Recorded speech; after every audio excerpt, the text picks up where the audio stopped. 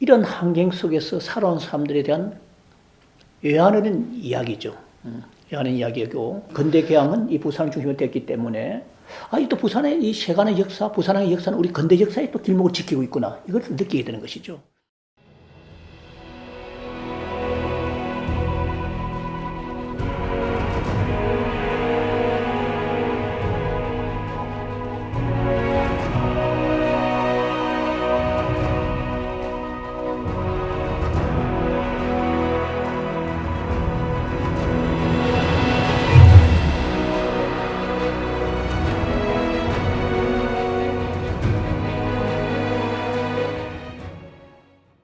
이정기가 왜 밀수왕이 됐을까? 그렇죠. 해방이 되고 6.25 전쟁 이후에 차인적으로 우리는 뭐냐면 통제 무역을 합니다. 민간인들이 무역을 할 수 없는 것이죠. 그러다 보니까 차인적으로 이 사람들이 지하 무역이죠. 일종의 밀무역을 하는 것이죠. 6.25 전쟁 이후 우리나라는 산업시설이 대부분 파괴되었고 생필품을 만드는 곳조차 거의 없었다. 반면 일본은 1945년 항복 이후 군수물자를 생산하던 공장들이 공산품을 대량 생산하고 있었다. 이런 공산품을 대마도를 거쳐 부산 및 남해안 등지로 밀수하게 되었는데 이것이 바로 그 유명한 특공대 밀수다. 바야흐로 대밀수 시대가 열렸던 것이다. 이 당시에 밀수수는 대개 보면은 약 5톤짜리에 탱크 엔진을 얻으면 약 30노트 이상을 달리죠. 그리고 세관 감시정이라는 것은 아주 노후되고 속력이 안 나가죠. 10노트를 달다 보니까 3배나 빠른 겁니다. 그러니까 이 밀수순이 어디 암초에 걸렸거나 아니면은 엔진이 고장 나자마자 잡힐 수 있는 거죠. 밀수 망공론이 고개를 들던 6.25 전쟁 당시 대부분 정부기관은 전시체제로 인해 직원이 대폭 감원되었지만 세관만은 오히려 80명가량 증원되었다. 그러나 감시선이 낡고 느려서 해상 봉쇄를 할 수 있는 처지가 되지 못했다.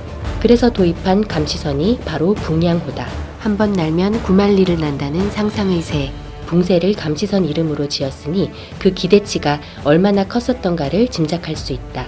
그러나 이 감시선 붕양호를 도입하는 과정은 순탄치 않았다. 가까운 일본에서 실제 사용 중인 선박을 물색하고 구입하기 위해 강성태 초대 세관국장이 직접 일본으로 건너가 이를 추진했다. 당시 태평양 전쟁 직후 일본은 선박이 절대 부족해서 새로 건조된 선박은 수출을 제한할 정도로 통제를 심하게 했다. 그러다 보니 의외로 머무는 기간이 길어졌고 엎친 데 덮친 격으로 맹장이 터져 병원 신세를 지게 됐다. 이 소식을 듣고 재무부 배명홍 행정계장이 지원 업무를 위해 급히 일본으로 건너왔는데 며칠 뒤 투숙하던 여관에서 연탄가스를 마시고 사망하는 일이 벌어졌다. 슬픔을 추스를 새도 없이 강성태 세관국장은 일의 수습을 위해 완쾌되지 않은 몸으로 동분서주해야 했고 수술 부위가 터져서 재수술까지 받았다고 전해진다. 이렇게 도입 과정부터 가슴 아픈 일화를 지닌 붕양호는 1950년대 남해안 해상밀수 근절을 위한 기동대에서 그 역할을 톡톡히 수행했다. 이 밀수왕이란 것은 자기 하고자 있다고 해서 만들어지는 게 아니에요. 꿈이 있다 해서 밀수왕이 되는 게 아니에요. 제가 볼 적에는 이 밀수왕은 시대가 만들어주는 거예요. 그 6.25 전쟁 당시 이후에 이 부산은 하나의 밀수 도시로서 이때 자기가 모시는 보스가 있었어요. 여쭙고 보면 하나 조폭과 같죠. 그게 한필국이라는 사람인데 이 사람이 밀수 두목이에요. 1962년 4월 26일 5.16 군사정변 이후 열린 군사재판에서 특공대 밀수 조직의 두목이던 한필국이 사형을 당한다. 이 사건은 국내에 남아있던 특공대 밀수의 잔당들이 대마도 이즈하라항으로 도망가게 하는 계기가 되었다. 이정기는 사실 아주 두뇌 회전이 빠르고 이 주먹도 강했던 것이죠. 술집에 가서 있지 않습니까? 돈 확 내기도 하고 말이죠. 그야말로 인기가 대단했다는 것이죠. 그러다 보니까 자기가 자연적으로 밀수 두목이 될 수 있었고 이미 자기보다 앞서 있는 또 밀수 그 당시 조직들이 와 있죠.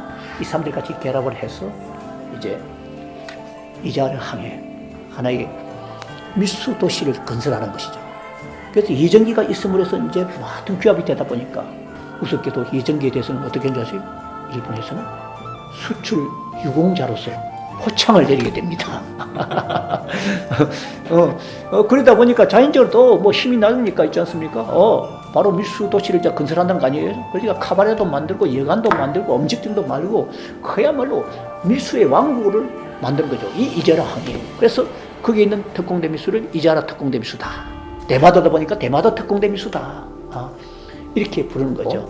이때가 가장 그 일본 대마도가 전성기입니다. 지금 일본 대마도 인구가 약 3만 3천 이 정도 되는데 이 당시에 있죠 거의 7만 명이 넘었으니까요. 얼마만큼 경기가 좋았는지 알 수가 있죠. 이 밀수를 잡아야 되겠다는 어떤 사명감이 많았기 때문에 이정기 같은 이런 무리를 잡기 위해서는 또 세간에 또 인물이 있는 것이죠. 여기 뭐냐? 밤에 세간장이 나타나고 남해안 호랑이가 등장을 하는 겁니다. 밤의 대통령이라는 말보다 더 앞서 유행한 것이 밤의 세간장입니다. 어찌면 밤의 대통령보다 한 수 먼저 나온 것이 밤의 세간장이었다 이 말이죠. 이 사람이 1950년대, 60년대 이 부산 세관 이 감식과장을 하던 사람인데 키가 얼마 크지 않아요. 그러니까 뭐 5척 당구를 하니까 1m 뭐 한 150 정도 좀 넘었겠죠. 그 당시는 이제 근총이 지급이 됐습니다. 그래서 근총을 옆에 탁 차고, 그러니까 근총이 그야말로 땅에 이제 꺾일 정도로 보였겠죠. 그래서 그 참 유명했는데 주로 이 밀수꾼들이 밤에 그 취약 시간에 많이 움직이지 않습니까? 그죠? 그런데 이 사람은 밤에 잠을 자지 않죠. 잠을 자지 않고 현장을 답습을 하는 겁니다. 현장을 차리되면서 지행짐을 어떻고 다 분석을 해요. 분석을 하고 밀수꾼들이 타고 다니는 배를 만들어서 그 배에 타고 다니는 거죠. 그러니까 자기에 노출이 되면 안 되니까 그래서 잡으러 다니는 겁니다. 그 다음에 또 이 사람과 또 견주해서 남해안 호랑이, 그 남해누 씨를 말합니다. 남해누 씨는 한때 그 용당 시간장, 나산 시간장을 막 여기면 했고, 저하고도 이 남해안 이 특별감시단, 그러니까 이 장승포 시간에 있었던 1970년대 남해안 감시선단을 같이 있었는데, 이분은 인상 자체가 마치 그 호랑이처럼 무락부락합니다. 한번 잡았다 물었다 하면은 잘 봐주지 않죠. 피의자를 잡아놨는데 피의자가 도망을 갔어요. 이게 자기가 2층에 사무실이 있는데 이 피의자가 말이죠. 계단을 거쳐가지고 도망을 가는데 어떻게 잡았을까? 이 사람은 현관 입구 올라가가지고 튀어 딸려 노는 사람 보고 우기서 바로 덮쳐버리거든.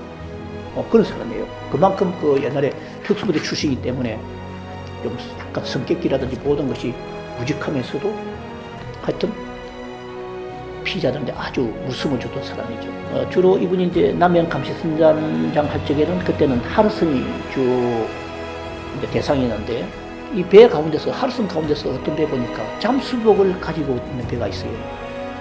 그런데 남해누 씨와는 틀리죠.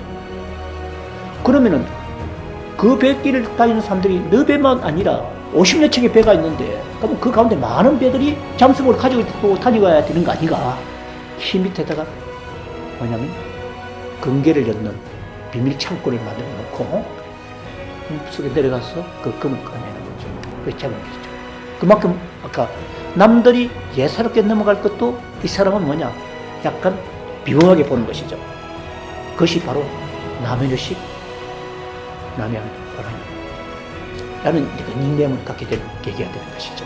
지금 보니까 참 역사 속의 인물이 돼서 참 이야기가 됩니다만 하여튼 이 이름자 뒤에 속에는 그만큼 고난과 또 주위에서 보는 시선들이 참 나갈 때가 많이 있었다는 것이죠. 그런 가운데 우리 간시행적도 발전해왔지 않았을까 생각이 듭니다. 이렇듯 말 그대로 밤낮 없는 전쟁을 통해 끝나지 않을 것만 같던 특공대 밀수의 운명은 점점 막바지를 향해 치달았다. 1968년 6월 14일 밀수선 금영호를 납포하고 복귀하던 부산세관 감시선 독수리 6621호가 일본에 납치된 것이다.